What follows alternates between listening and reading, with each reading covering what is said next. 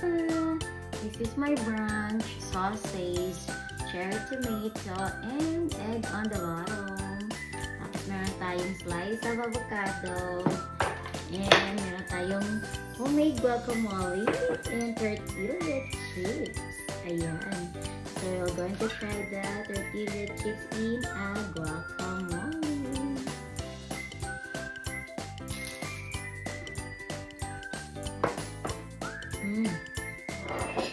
Perfect.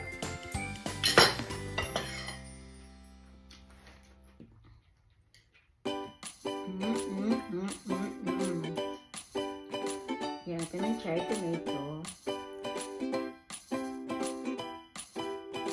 Hindi na ano. And a sausage. Ayan. And then a slice of avocado. O, diba?